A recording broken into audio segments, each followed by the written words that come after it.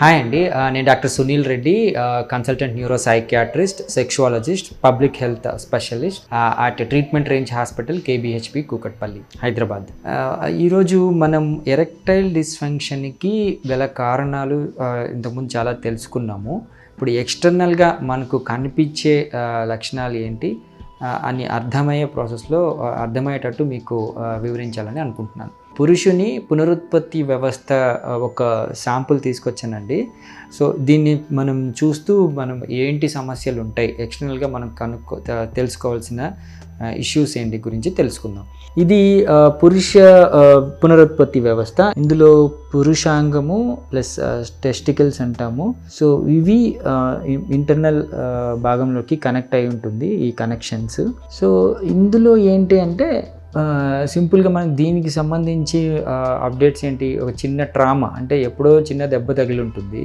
దాంతో ఏంటంటే రక్తనాళాలు గడ్డ కట్టిపోయి ఉండడం, రక్త సరఫరా తగ్గి ఉండటం ఒక సమస్య కావచ్చు ఎరెక్షన్ డిస్ఫంక్షన్కి.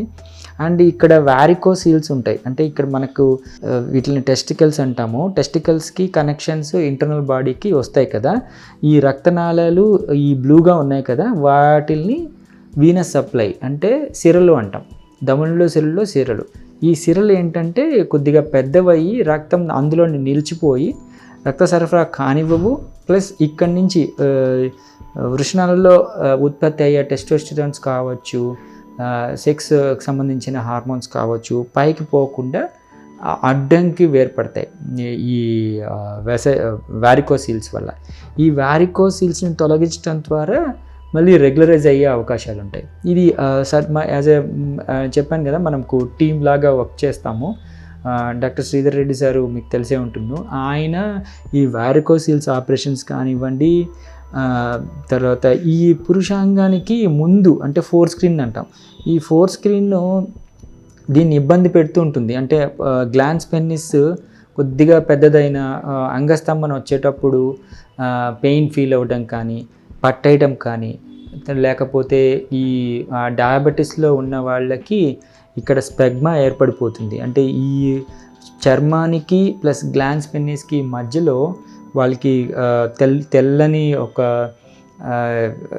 గట్టి పదార్థం ఏర్పడిపోయి ఈ అంగం పెద్దదైనప్పుడల్లా వాళ్ళకి ఇబ్బంది అవ్వడం. సో దానివల్ల కూడా మనకు ఎరెక్షన్ డిస్ఫంక్షన్స్ వస్తాయి. ఇట్లాంటివన్నీ ఇప్పుడు వారికోసీల్స్ వల్ల కానివ్వండి, ఈ ఫిమోసిస్ అంటాం. ఈ పైన అంగం పైన ఉన్న చర్మము ఈ ముందు గ్లాన్స్ పెన్నిస్ మీద అతిక్కుపోయి ఉంటుంది. అది లాగినప్పుడు ఇబ్బంది కలుగుతూ వాళ్ళకి పెయిన్ వస్తుంటుంది. అందుకని ఎరెక్షన్ దీన్ని ఫిమోసిస్ అంటాం. అండ్ దీనికి వెనకాల చిన్న ఫ్రెన్యులా లాగా ఉంటుంది. సో ఆ ఫ్రెన్యులం కూడా మనకి ఎరెక్షన్స్ అయినప్పుడు ఇబ్బంది కలిగిస్తూ ఉంటుంది. సో దానికి చిన్న ఆపరేషన్స్ కానివ్వండి, ఇవన్నీ ఒక టీమ్ లాగా మేము అనలైజ్ చేసుకొనేసి దీనివల్ల ఎరెక్షన్ డిస్ఫంక్షన్స్ వస్తే క్లారిటీ అంటే చిన్న ఆపరేషన్స్ అంటే దీనికి సుంతి చేయటం అంటాం. సుంతి అంటాం కదా, మనకి దగ్గర వరల్డ్ ఫేమస్ స్టాప్లర్ సర్జన్స్ ఉన్నారు. సో వాళ్ళ దగ్గర స్టాప్లర్ చేయించటము అది వితిన్ 15 మినిట్స్లో అయిపోతుంది ఆపరేషన్. అంత న్యూలీ ఎక్విప్డ్ అనమాట. సో దాని ద్వారా దీని సమస్యలు పోగొట్టి వారికోస్ వీన్ సమస్యల లేజర్ ఆప్షన్స్ కూడా ఉన్నాయి. దాని ద్వారా దీని సమస్యలు పోగొట్టేస్తాం.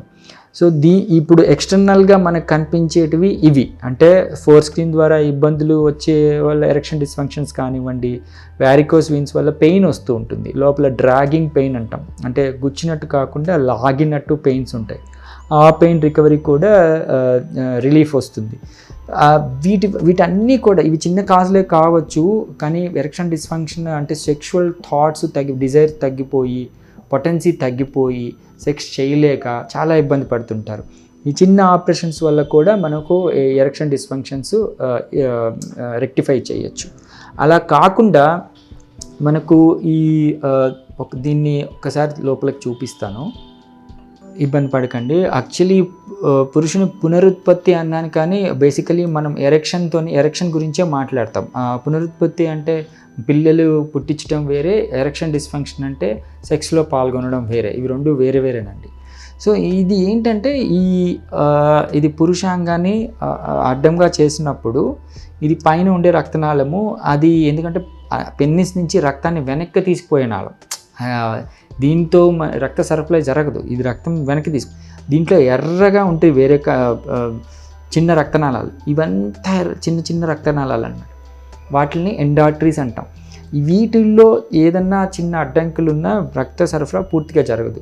అలా రక్త సరఫరా పూర్తిగా జరగకపోయినా అంగం ఒకవైపు రక్త సరఫరా ఉండి ఇంకోవైపు రక్తం బాగా జరుగుతూ ఉంటే అంగం ఒకవైపుకు వంగడం లాగా, ఇప్పుడు ఇక్కడ రక్తం బాగా సప్లై అయ్యి ఇక్కడ సరిగా జరగలేదు అనుకోండి, అప్పుడు ఏమవుతుంది, అంగం కిందకి ఉంటుంది. ఇక్కడ రక్తం ఇక్కడ సైజెస్ పెరిగి ఇక్కడ సైజ్ అలాగే ఉంది. అదేవిధంగా ఇటువైపు రక్త సరఫరా బాగుండి ఇటువైపు రక్త సరఫరా బాగాలేదంటే అంగం ఇలాగా ఉంటుంది. అంతేకాని so there is no such అంగం ఇలాగే ఉండాలి అనేం లేదు. సో ఇట్లాంటి సమస్యలకన్నీ ఏంటి అంటే మనం షాక్ వేవ్ థెరపీ ఇవ్వడం జరుగుతుంది. దాంతో ఏంటంటే రక్త సరఫరా ఇంప్రూవ్ అయ్యి ఈ ఎరెక్షన్ డిస్ఫంక్షన్ ఇంప్రూవ్ అవ్వడానికి ఉపయోగపడుతుంది.